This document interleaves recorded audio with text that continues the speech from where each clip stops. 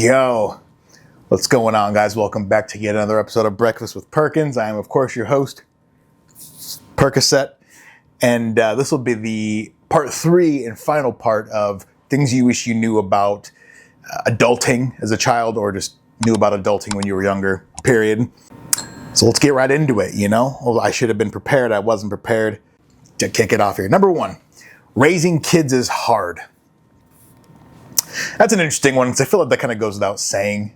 Raising kids is hard, especially if you're a kid and you know how you are as a kid or how you were as a kid, and then you become a parent, and then you got to kind of have some, but I guess that's something that you wish you would have known as a kid or when you were younger. Yeah, it's no cakewalk. It's a tough gig. I couldn't do it not at least in the current state of my life right now, but not that my life is in chaos or disarray or anything like that, but what all can you see on that screen right there? Hold on. Okay, perfect. There's something on that side of the screen that you can't see right now. That would be kind of interesting. Anyway, what was I talking about? Oh yeah, raising kids and stuff like that. Yeah, raising kids is tough. That's a tough gig. Again, like I said, my life isn't in chaos or disarray, but it's something that I wouldn't want to do. Especially now having seen my friends have kids, raise kids of their own and stuff like that. As an adult, I don't think you can truly understand what raising a kid is like, even as an adult. I feel like a lot of parents, at least when you've had the first kid, or until you've had the first kid, everyone's just winging it, doing the best they can with the best of their abilities, and then it gets obviously probably incrementally easier as each kid goes on. So that's an interesting one. Let's see, next one. Adults are just older kids that still have no idea what's going on. This is true. Sometimes I like to look around the post office, and the post office it's a very eclectic, diverse group of people, all types of backgrounds and ethnicities and ages and stuff. And I look at a lot of the guys that have been there for 20, 30, 40 years, and I look at them and they're all grizzled and old, and they might have shot a couple people in a war or something like that. Who knows? And you look at these people and you say, that used to be a kid. Like, that guy used to be my age, or he used to be a teenager, and nothing's changed about him. He's still a teenager. He's just got some miles on him now. I think of that with a lot of people. We're all just kind of kids trying to figure it out still. And you figure some stuff out more than others, or quicker than others, more quick. It doesn't matter. But inside, we're still just that kid who's just turned into this adult. I always like to say, I don't feel like an adult. I feel like a kid with adult money.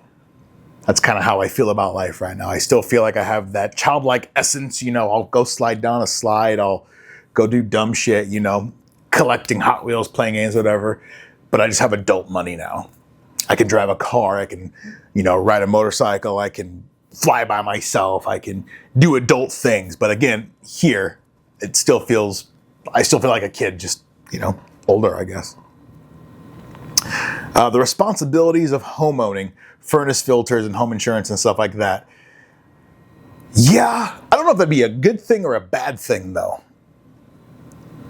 Because I think half the fun of homeowning is not knowing exactly what you're getting into. I feel like if you were to tell a lot of people what the ups and downs of homeowning is, I think it would dissuade a lot of people. Is dissuade even a word? Dissuade, opposite of person. Okay, I don't know if I was. So dissuade people from owning homes, and that could potentially be talking someone out of, learning a lot about homeowning and stuff like that. So I think with homeowning, I think that's a fun aspect just to jump into head first and then learn as you go. I think that's with a lot of things in life, though. I think if you're told all the bad things about something, people are less apt to want to jump into it head first. Like swimming. Like if you were learning to swim, if I was learning to swim and someone came up to me and said, hey, people drown, they take in a lot of water, this, that, and the other, you'd be like, I'm not fucking learning to swim. That sounds fucking horrible. But if someone just threw you in there or said, hey, get in the water, no, it's fine, and you just kind of pick up on it, you're like, okay, this isn't bad. And whatever bad shit they would have told you is negated by the fact that you are thriving at learning how to do it. Same with, I remember when I was learning to ride a motorcycle, fuck, this is, Jesus Christ, a decade and a half ago. And I remember people like, oh, don't wrap it out. Don't drop the clutch. You want to lean this way. You might lay the bike down. I remember being like super kind of psyched out, like, Jesus, seems like a lot of work. And then you get on the bike and you realize that everything's just coming second nature. You know, weight transfer, you know, clutch up, clutch down, you know, all this stuff. Don't wrap it out, ease out. It all comes very second nature. When before, listening to people talk about it kind of psyched you out. So I get that. It is nice to have a realistic view of what you're getting into, but sometimes people get too much into their own heads and then they just say, fuck it and forget it altogether. So let's see. Next one is most of, if not all your worries as a kid will be inconsequential as an adult. That's a huge one.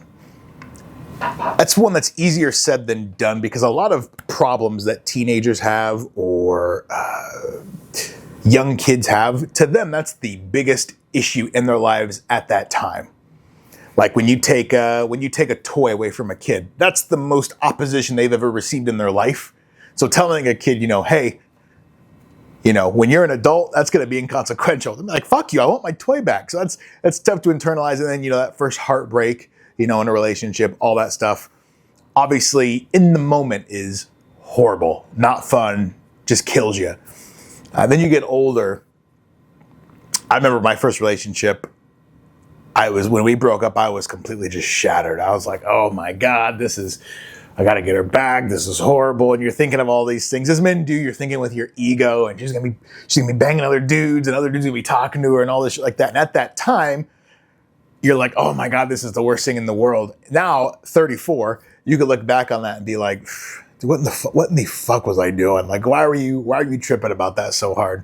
But in the moment, that was the worst thing that could happen, and it had happened at that point. But again, inconsequential as an adult. So I completely agree with that one. Next one is bedtimes are not a thing. You know what? That's like a double-edged sword, because when you're younger, I remember when I was younger, and still to this time, I don't like sleep. I don't want to sleep. I feel like if I'm sleeping, I'm missing out on something. So it would have been super cool as a kid to hear, you know, when you get older, you don't have a bedtime. It's like, no way. That's insane. No bed. I can just do whatever I want. And then you get older and you start thinking about the times you didn't take a nap, you know, all the times you could have rested, slept in. You're like, dude, I would give, actually, funny story tonight, actually. Shout out to Steph. I was on the phone with her and her son had gotten up for school or something like that. And I guess the alarm was supposed to go off at like 6:10. And he got up at like 6:03.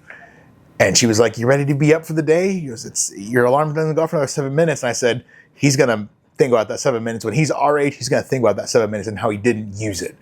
Because when you're a kid, you don't care. Then you get to be an adult, you're like, fuck, I need a nap. I need something. This is crazy. So that's one of those things that as a kid, I'd be like, cool, no way. But now as an adult, I'm like, man, I should just take in those naps.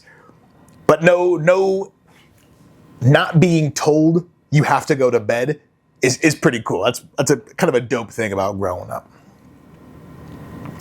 Also, next one is you can buy whatever food you want. Nah, that's what got me into trouble. When I worked at Doll's bagging groceries, you know, you could buy whatever food you want, you know, and that could lead down good or bad. You could become a fat fuck, or you could have some control like I didn't, and go from there. That's one cool thing, though, because when you are younger, you're your parents' behest. Hey, Mom, can I get the Happy Meal? Hey, Mom, can I get the cookies?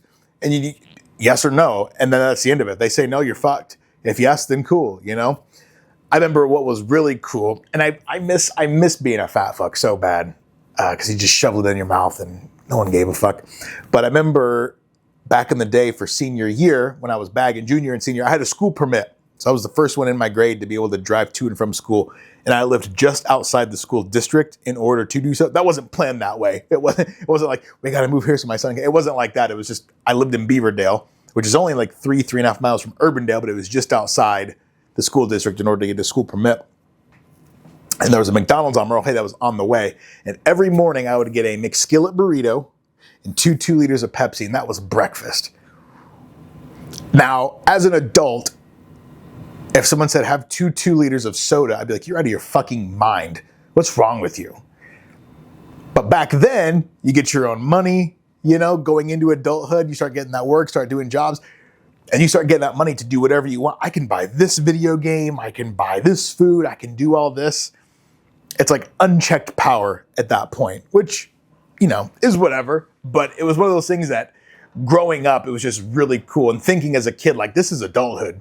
Like, I can buy whatever food I want. No one can tell me no. And if they do tell me no, then I can go do it anyway because my mom's not with me in the car on the way home from school. So fuck them. But that was also one thing that you could buy whatever food you want, something to look forward to as an adult. Next one, which is kind of sad, is, and this might be, this one kind of double for me, but not really. Christmas and birthday lose their luster because you can just buy whatever you want anyway. Obviously, as I get older, and my birthday was just last Tuesday on the 24th, I still get excited for my birthday, but not like when a kid's birthday rolls around, it's an event. The red carpet's rolled out, that kid is getting showered with presents and gifts and all this stuff. And then you get older and you realize all the big shit that I want, whether it be, an Xbox, a phone, a PC, a camera lens, whatever it is, whatever it is, you realize you can just get that stuff yourself. So then you're not reliant on that once or twice a year where you could ask for, hey, let me get this laptop, let me get this game, let me get this keyboard, whatever it is. You're just like, So birthdays now, and my birthday is December 24th, and Christmas is obviously the next day. I just the best gift I could get now would be like socks. Last year I got like 64 pairs of socks. I think this year I got probably 30 some pairs of socks, and it was great. Best to me, because in my head I'm thinking that's so many times that I don't have to do laundry now. You should be doing laundry, periodically anyway. But I typically don't do laundry until I just have nothing else to wear. That's typically how I do laundry. But socks seem to be, I seem to run out of, before last year, I'd usually run out of socks before I ran out of clothes to wear. So when I ran out of socks, I was like, okay, gotta wash some socks, might as well throw some clothes in here, we'll call it good. But as a kid, you don't think that, this is gonna lose its luster. You just think it's gonna keep going, and all that stuff like that. So that is one of those things, something you wish you would have known as a kid about adulthood: you can eat cake without there needing to be a special occasion. What's crazy is when you're a kid, you associate cake and sweets with a special event. So like Halloween, candy, birthday parties, cake, a super hot day, whatever, summertime, ice cream. All that is associated with certain kinds of days, special days. And then you get older and you're like, if I want an ice cream cone in the middle of winter, I can go do that. Or if I want to go to Hy-Vee and get those little self-serve things of cake, I can do that too. That's kind of a fun little, it's like a reward. That's a fun little thing about growing up. Again, you can just eat cake if you want to. Eat a whole cake. What my mom likes to do is she'll get a cake and she will eat the frosting off the top of the cake and then throw the actual cake part away. Super wasteful, but she's happy. Makes her happy. So sometimes my mom will just eat frosting out of the tube. It's kind of crazy work, but it is what it is. But yeah, one of the fun things I wish I would have been told growing up is, you'll be able to eat all this you want, because then there's no urgency on having to eat all this shit now. If I could eat it whenever I want as an adult, fuck it. Now I barely touch sweets. I'm not a big sweets guy now. Give me some meat and potatoes and we're good. But back in the day, Sweet Tooth was alive and kicking. And the last one, I don't know how long I've been going here, but last one, kind of a sad one. There will come a time where your parents will ask you for help when you used to be the one that used to ask for help. Which is crazy, because obviously you think as a kid, hey mom, can you help me tie my shoe? Hey mom, can you help me set this up over here? Hey dad, can you, help me change the oil in my car? Hey dad, can you teach me to drive stick? And that's all well and good. And then there comes a point where they now need help from you.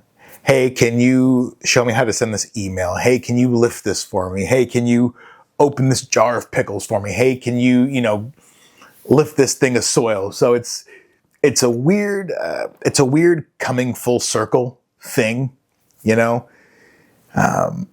It's sad, but it is, that's life. That's how it is. That's the unfortunate thing. But I don't want to bog everyone down. I don't know how long this has been going. I feel like this has been relatively short. I feel like I went through that really quick. I don't know how long this is, but I'm going to record a snacks episode after this. So I'll be wearing the same shit. So I've always wondered if I should change clothes so it doesn't look like I just sat and recorded the same. I don't know how podcasts do it. Like I know like Shits and Gigs, they'll record episodes at a time and then release them, whenever. But I don't know, do they change clothes? I guess I've never really cared enough to know if they change clothes. So I'll release this, and then next week it'll be me eating something with the same shit on. I don't need people thinking like, does he not have any more clothes? Is he fucking poor? Yeah, I'm fucking broke. Anyway, I'm going to land the plane there. I will talk to you guys next week. I appreciate you guys. Peace.